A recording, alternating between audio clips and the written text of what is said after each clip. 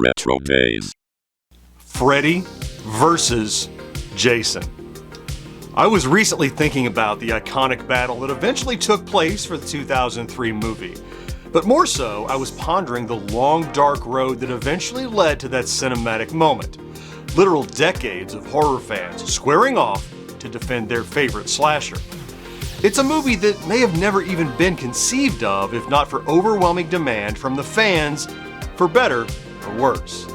When the two franchises were still new, it was common to pick a side and square off with fans of the opposing slasher, readying your own epic battle.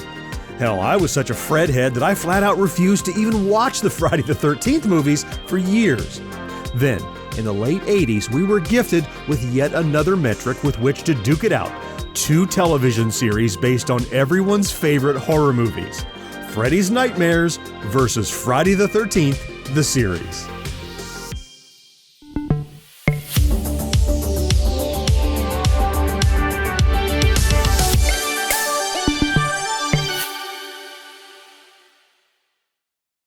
Freddy's Nightmares, the short-lived small-screen outing of the beloved horror icon, was released in 1988 and lasted only 2 seasons, ending in 1990 with a total of 44 episodes.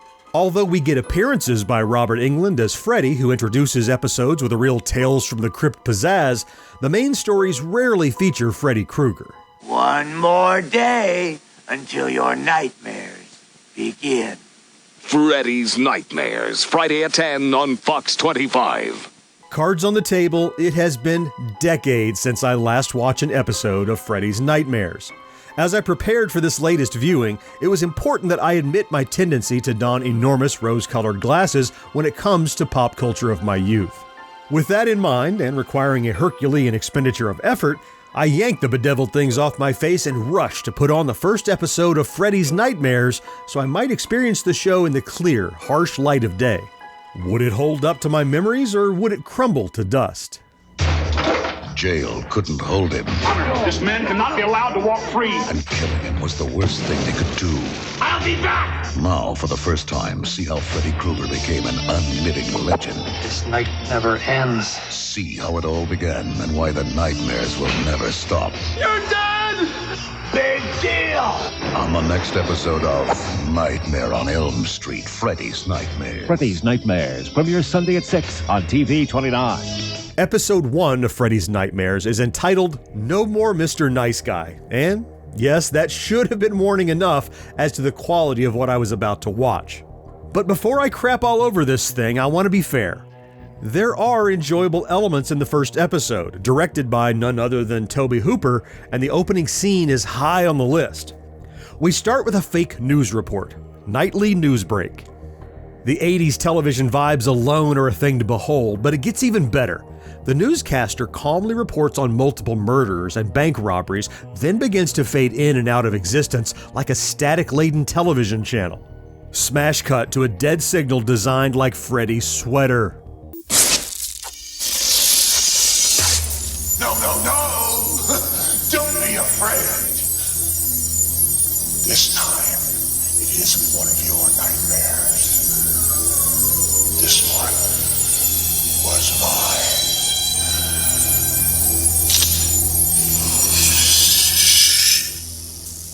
The reporter fades back into existence in front of the Springwood Municipal Building where someone runs over to hand him a script and a microphone. I love the surreal nature of this moment. He seems confused before reorienting himself to this new reality, then reveals the episode to be Freddy's origin story. Everything from a dismissed trial to inevitable burning and beyond. And therein lies my main issue with the episode. Is it fleetingly interesting to get a prequel to the first movie? Well, yes, and here comes the but. But the proceedings are overtly familiar. We already know the history, so there are very few surprises here. It's like watching yet another Batman or Spider-Man origin story. They can throw in a new twist or new perspective, but at the end of the day, it's all just a little too familiar to be interesting. By the time Freddy's Nightmares came out, we already had 4 movies under our belts, The Dream Master having come out a couple of months earlier, and much of Freddy's history had been revealed by this time. There would, of course, still be revelations, especially in the forthcoming The Dream Child, but what I watched in the first episode of Freddy's Nightmares felt too familiar, too safe. However, my biggest issue with the episode was how one of the children somehow knew what Krueger was capable of becoming. Early in the episode, while Freddy was still Fred, the girl tells her police officer father, "You can't kill Freddy, you'll only make it worse." As the episode goes on, she has similar, seemingly prophetic insight into Freddy's nature, though there's no reason why she should. Similarly, Freddy himself welcomes the flames, laughing as he burns, as if he too knows what awaits him, yelling, "You think you're gonna get rid of me? I am forever!" Maybe he did know, but it was still strange to watch Freddy allow the police officer to douse him with gasoline and set him ablaze as he welcomed death. I'd rather burn up than fade away! I'll be back! I'm free! Free!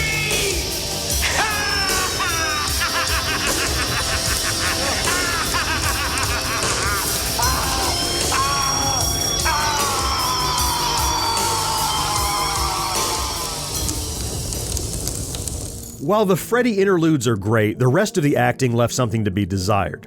The episode often felt like a Lifetime movie verging on melodrama. Still, there were some decent kill scenes and gore effects for something that aired on television, so in that area, I can't complain. By the time the second episode, It's a Miserable Life, begins, viewers will realize that the creators mostly dispensed with Freddy-centric stories and have fallen back to something more akin to a Tales from the Crypt anthology series with Freddy as the host. While he does pop up during and within the episodes, it's not always clear if he's directly affecting the events or just a gleeful spectator of the character's dread. Of the 44 total episodes, only 8 feature Freddy stories. We do get a couple of interesting cross-franchise connections in this second episode, with a directorial credit for Tom McLaughlin, who directed and co-wrote Friday the 13th Part 6, Jason Lives, and an acting credit for Lar Park Lincoln, who played Tina in Friday the 13th, The New Blood. While my gut tells me these first 2 episodes, and probably the rest of the series, could have been a lot better, I'm also just happy that Freddy's Nightmares exists at all. Like so much media of the 80s, this series may not have ever been produced during any other time in history, and for that reason alone, I celebrate it. There's a new series coming to television. If you don't watch it, you could be making a grave error.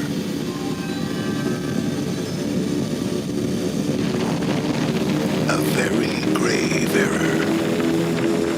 Friday the 13th, the series.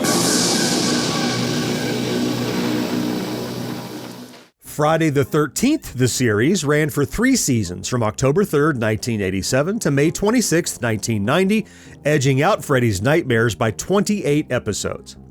Unlike Freddy's Nightmares, Friday the 13th, the series, makes no attempt at incorporating its iconic killer, Jason Voorhees, nor does it look to revisit the storylines from any of the movies. In fact, this series wasn't even connected by the title. Originally being called The 13th Hour, Frank Mancuso Jr., producer on many Friday the 13th films, had other ideas and decided to tack on the popular franchise title to help sell the series to a network and build an audience after release. There was originally some talk among the creators about using Jason's hockey mask in promos, but Mancuso Jr. rejected the idea so the series could stand on its own merits and allow the audience to enjoy this new universe of the franchise. Still, that didn't mean they eschewed all of the classic Friday the 13th imagery, like the tombstone and font style seen in the previous promo clip.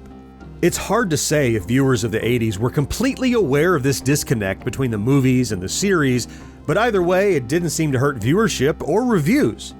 Unlike Freddy's Nightmares, this series didn't go the anthology route and instead crafted an original storyline which follows 2 cousins, Mickey and Ryan, after they inherit an antique store that's filled with cursed items. Unfortunately, they don't learn of the curse until after having sold nearly everything in the shop, setting up the main thrust of future plots, which almost always revolve around the cousins attempting to retrieve said items. The series. A new reign of terror begins on Friday the 13th. An old antique dealer makes a pact with Satan and seals it with his own death. And the antiques remain cursed. Now the curse begins for the three who must retrieve his legacy of evil. Join these unsuspecting victims on a mission into nightmare. Friday the 13th, the series. The terror continues next week. The premise might sound familiar because years later, other television series would borrow elements of the Monster of the Week structure. Certainly we can point to The X-Files, though it's common knowledge that Chris Carter and company were largely inspired by Kolchak the Night Stalker, another Monster of the Week series that aired in the 1970s. Besides, the focus was less on the creatures and more on the cursed items themselves. Taking that into consideration, we can see a far greater correlation with the Sci-Fi Channel original Warehouse 13, which ran from 2009 until 2014, following a team of agents tasked with retrieving powerful and arcane artifacts. Interestingly, in the 90s, Friday the 13th, the series reruns found a home at the Sci-Fi Channel and would even run marathons of the show every Friday the 13th with Ron Perlman hosting. Spirits of the Night. A 12-hour event, so steeped in mystery, so drenched in terror, it could only happen on one date. Friday the 13th. Are you having fun? Celebrate Friday the 13th with the Sci-Fi Channel's Friday the 13th, the series marathon. Friday, January 13th, beginning at 5 p.m. Eastern. Falling deep into my favorite rabbit hole, I decided to search the Internet Archive's Wayback Machine for old websites related to Friday the 13th, the series, and I was not disappointed. My first discovery was an old tripod site that functioned as a depository of F13 the series links. From there, I found a treasure trove of old content, including episode lists, reviews, guest books, slam books, message boards, and even fan fiction. Besides luxuriating in the late 90s, early 2000s web design, these discoveries also hinted at a fairly large fan base that existed beyond the initial run of the show and well into the new millennium. And having watched a number of episodes so far, it's easy to see why. Now, despite my affinity for all things Freddy Krueger, the first episode of Friday the 13th was at once intriguing. The production alone appeared more professional too, while Freddy's Nightmares had a low-budget soap opera vibe. But even though Jason Voorhees is nowhere to be seen in his own series, and clearly having Krueger in his own series is a boon, I still have to give the crown to Friday the 13th, the series, for the simple reason that after watching a few episodes of each, F13 is the one I want to keep watching. Sorry, Freddy. But my opinion is just that, and I'm more interested in hearing what you have to say about this particular head-to-head battle. Who would you give the belt to? Did you have a favorite, or did you completely miss the short run of these horror series? I would love to hear about it down in the comments, and if you enjoy our content, please consider liking this video, subscribing to the channel, and maybe even activating that ubiquitous notification bell. It really does make a huge difference. Let's meet again next week to celebrate Yesteryear, right here on RetroDaze. Clicky clicky.